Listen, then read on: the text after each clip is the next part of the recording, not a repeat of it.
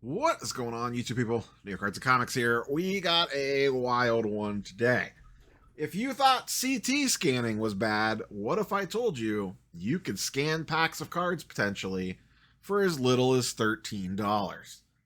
This was brought to my attention via Rattle Pokemon.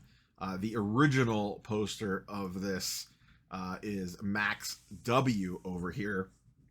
I will link to his video so you can go check out the full thing. It's about 40 minutes long, but he goes through and walks you through the entire process. Now, at a high level, what's actually going on here? Essentially, this WPP123 detector, which is $13 on Amazon. If I remember, I will link to this in the description of the video down below if you want to go look this thing up, is designed to help you, look for wires and pipes in your wall and other such nonsense. However, this person, and I don't know, I'm sure people have figured this out long before, has figured out a way to scan Pokemon packs with it.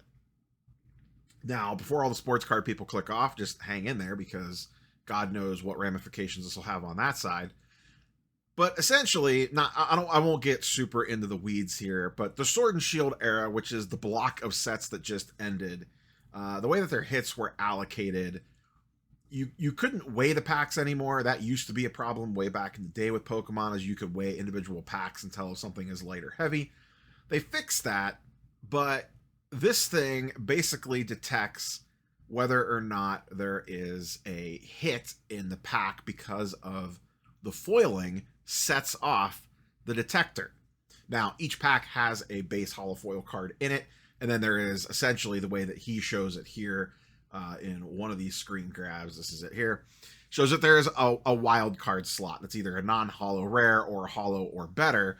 And essentially what you do is you calibrate the scanner to ping when it picks up an extra holo or better in a pack.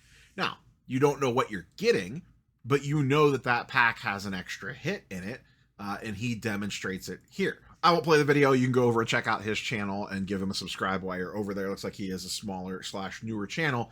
Go give him the view and the subscribe to check out the full thing. But he basically walks you through. He calibrates it. He scans the packs, shows you which ones are hits, which ones are non-hits, because it pings on the pack that has the hit in it versus not. And then at the end, he opens up the packs and shows you, here's all the ones that were in the hit pile. I think he had like a 98%. So basically, like one pack didn't have a hit in it that it said that it would.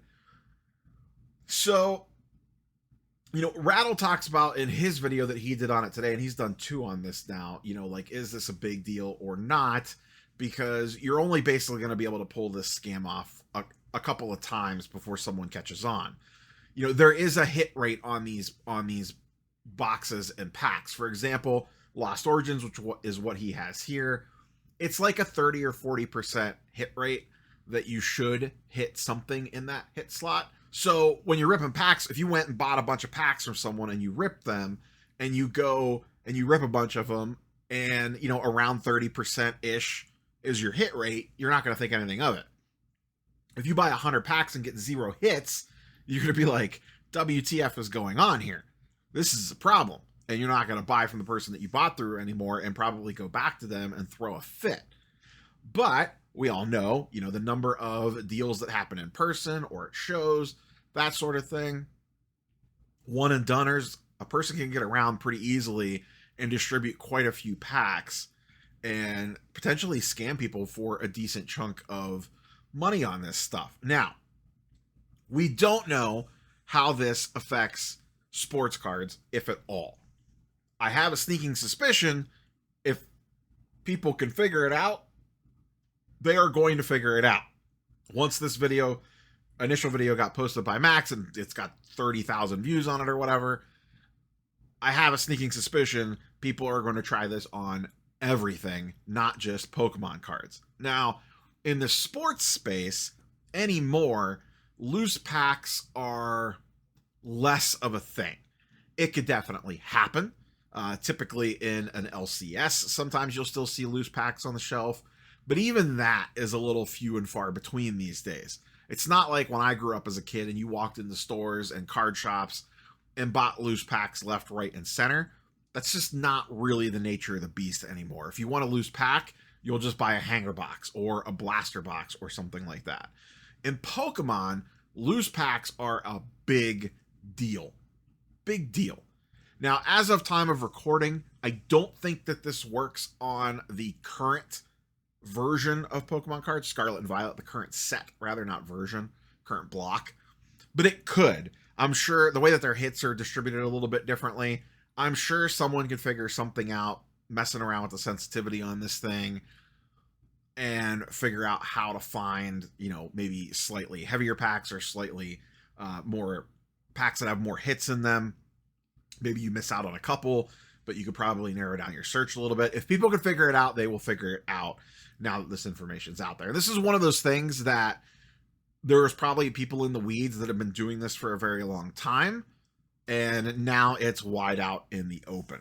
Now, from a going forward standpoint, I feel like this is something that they could potentially get their arms around because of the way that they put, they would just have to make sure that they put the same amount of hollow foil cards in every single pack, regardless of the hit-like nature of it. So, like, to go back to this, where he kind of shows the non-hollow, rare, hollow, or better, all you'd have to do is make this slot some sort of shiny, basically.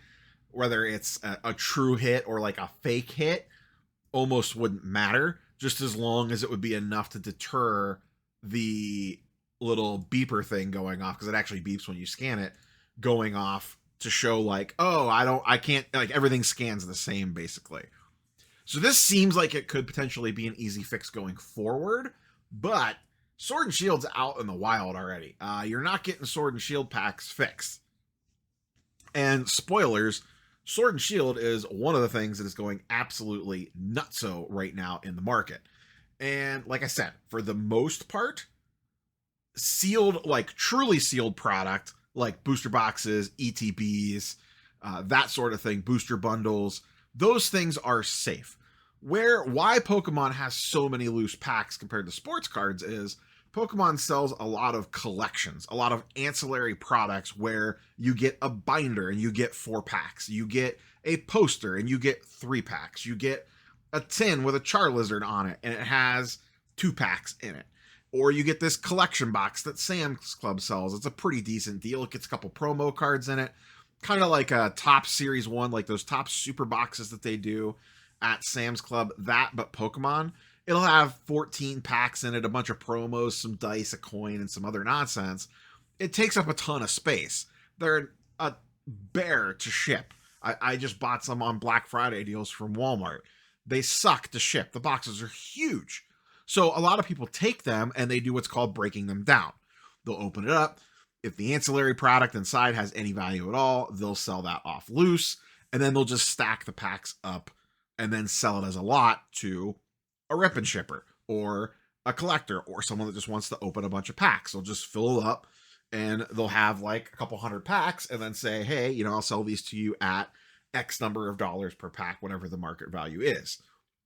So loose packs in Pokemon are much more common than you see in sports cards. In Pokemon, you'll go onto a rip and ship and say, I want 10 151 packs. And they literally just pull 10 packs from underneath the desk and set them on the table and start ripping. It's not like if a breaker did that in the sports card side of things, people would lose their mind. If you joined a stream and said, give me 10 Prism packs, and they just pulled 10 packs off from 10 hobby packs off, you know, from off camera and set them on the table that were loose already, people would lose their mind. It would be all over Sports Card Radio. Dan the Card Man be making videos on it. AIH, myself, everyone will be talking about it. How this breaker scammed people. It's just different worlds. It's the way that the hits are kind of how the products are designed, basically, and then the hits sorted out across the 2 different genres. But just buyer beware on loose packs, specifically Pokemon Sword and Shield era. Pretty much everything. Pokemon loose packs have had problems for a long time between weighing and now this. And like I said, I don't know if this would impact the sports card side of things. You know, some cards have different types of foiling and stuff like that on it. If people can figure out a way to cheat, you can guarantee they are going to do it. Guarantee they're going to do it, or at least try it. So that's all I got for you, boys and girls. Once again, go check out Max W's video on this. Give him a subscribe. Go give him the view. And then, like I said, Rattle has done, I think, 2 different videos on this now. If you want his take on this, they go much more in depth on how this impacts Pokemon. Specifically, I kind of want to take a stab at it from a little bit more of a macro level on kind of how this is working. And, you know, just be careful. As always, be careful out there. I know myself personally, when it comes to Pokemon, like I said, I have a decent amount of sealed product. I have never bought loose packs. I basically stick to booster boxes and an occasional ETB and booster bundle. That's it. Because I don't even know, you know, there are check lane blisters where you get 1 or 2 packs and it's in like a carded back, but it's clear on the front. I would assume this thing could scan through that. So I don't know that those are safe. I would almost treat those like a loose pack. If it's something like that where they could easily scan through the front of it, each individual pack. A sealed box, an ETB, a booster bundle, a booster box, you're not going to be able to do this on. So if CT scanning wasn't bad enough, now you could go on over to Amazon, get a $13 scanner, and just have at it. As always, curious for your thoughts and comments down below. Catch you boys and girls on the next one. Peace.